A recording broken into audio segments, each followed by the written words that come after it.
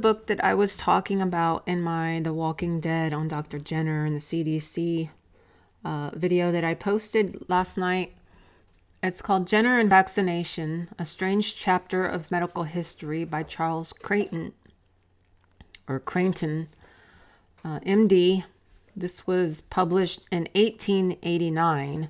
So this is 100 years later by a man who's a doctor who has taken the time to put together all of Jenner's papers.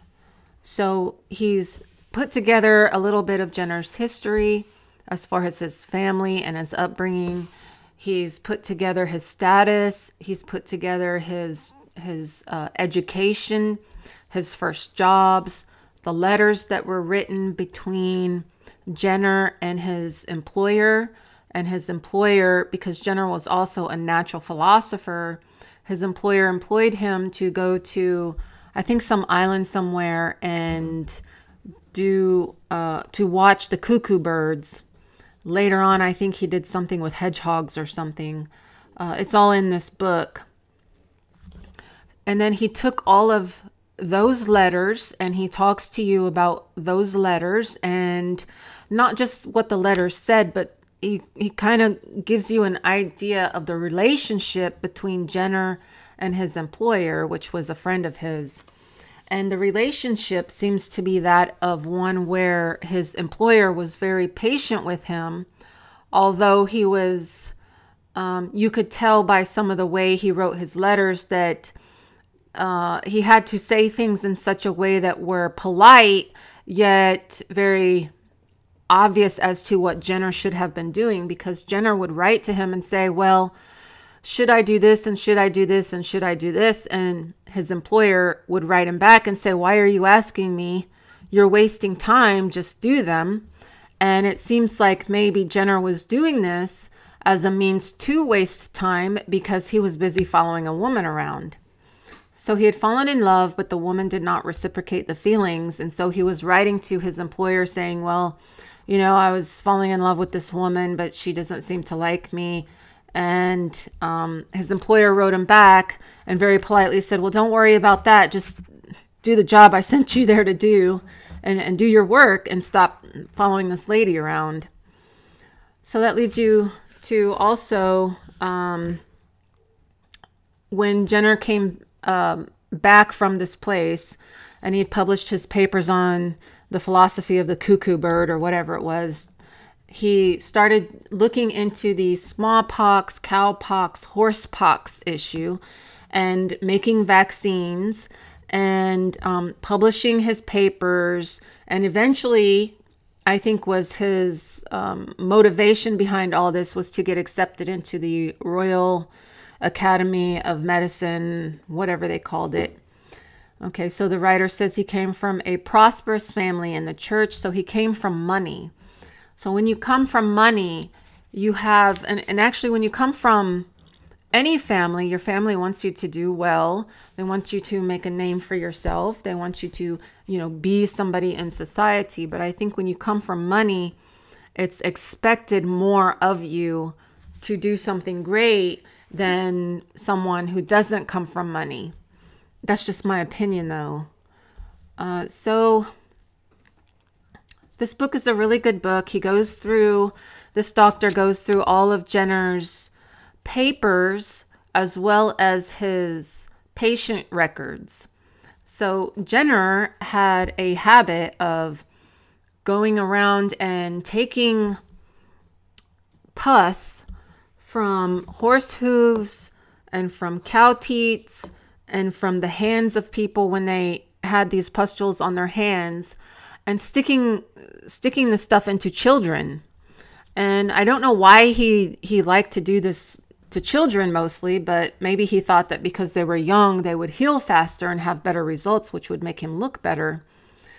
But he did this to child after child after child. He was inoculating them with this pus directly from someone into a child. So there's something in here that I want to read real quick. So if you don't like to hear somebody read, I guess I don't have to read it. I can just tell you about it, but I want to get to the page. There's a part in here where Jenner is writing in his book, and he's talking about these children that he inoculated, and what happened with them, and what the results were, and he's documenting it all along the way. The issue is that Jenner also had a biographer who wrote about his results, and so what was written by the biographer and by Jenner didn't seem to match up. So this doctor decided he was going to look more into it. And what he found out was that the child had died, but Jenner failed to mention the fact that the child died. Of course, he wouldn't want to mention that because it would make him look bad and scare people against getting inoculated. And when he wrote about it in his book, it was some sort of obscure statement in another part of the book. So this is almost the end of this video. So if you don't want to hear me reading to you, then you can just go out and look for this book and read it for yourself. It starts on really about page 66 or so, maybe a little bit higher up, maybe like 65. Now it talks about horse grease in this book, and horse grease is actually the horse pox in the hooves of the horse. So there was this idea that the horses, that people were cleaning the horse hooves, and without washing their hands, which was normal in those days, they would go and milk the cow, and then they would get cow pox on their hands, and the cow's teat would get pox, but you couldn't really see the pox on the horse's hooves because it was underneath. And so there was argument about whether or not the cow pox came from the horse pox, and whether there was proper evidence to support the cow pox and the horse pox. So he says, it is beyond, this is the doctor writing about Jenner, it's beyond mere guessing, however, that the vesicle did become an ulcer. We know that, not from anything that Jenner himself ever disclosed, but from what his biographer, Barron, who seems to have been a simple-minded enthusiast, inadvertently published long after. In explaining and justifying the horse grease, which is the horse pox hypothesis, Barron printed from among Jenner's papers an enumeration of 6 points wherein inoculated horse grease, so taking the horse pox, the pus from the horse hoof, and putting it into someone, resembled inoculated cowpox. So when it came up into a pustule on the person's arm that was inoculated with the cowpox, that it looked just like a horse pox. One of the points was that the disposition of John Baker's pustule, John Baker was a child, to run into an ulcer. The same enumeration had already been given by Jenner in his second pamphlet, April 1799. But in the 6 points, as Jenner had printed them from the copy, the reference to John Baker's pustule is merely to its progress and general appearance. The original clause about the ulcer being conspicuously omitted. So just purposely keeping information out so that it doesn't look as bad as it is. That authentic evidence then will carry us beyond the 8th day of the case. So now the child has been inoculated, and 8 days later, when the child was, quote, according to Jenner, free from indisposition, end quote. So that's Jenner's way of saying that the child was no longer suffering from this pox that was put into his body. This child, I think, was 5 years old. There's no doubt that Jenner intends the narrative of the child's inoculation with horsesore virus to conclude with the reassuring statement that on the 8th day he was free from indisposition. It is only in a footnote on a subsequent page inserted to explain why John Baker was not tested with smallpox after being horse greased that we read, the boy was rendered unfit for inoculation from having felt the effects of a contagious fever in a workhouse soon after the experiment was made. The child, it appears, was rendered unfit for inoculation by unhappily becoming a corpse. He felt the effects of a contagious fever soon after the experiment was made. To some purpose, he died of it.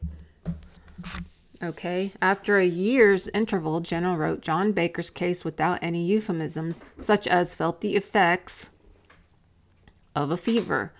Having occasion to mention the case in a note in his pamphlet, he says with simple inadvertence that the boy unfortunately died of a fever at a parish workhouse. It is not even a contagious fever. If the fever had been typhus or scarlatina or measles, why did he not remove all ambiguity in saying so?